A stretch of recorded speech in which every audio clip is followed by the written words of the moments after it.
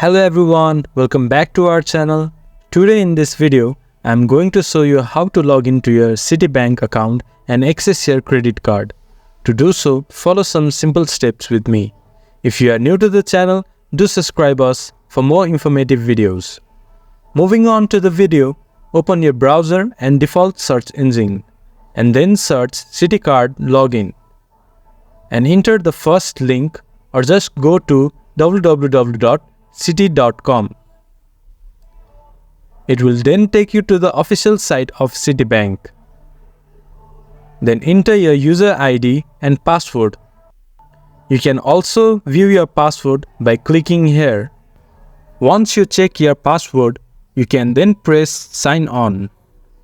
After that, you should be able to log in and access your Citi Bank credit card. To make login easier for next time, you can click on Remember User ID, but I do not recommend it doing in a public computer. If you forget your user ID or password, you can reset it from here.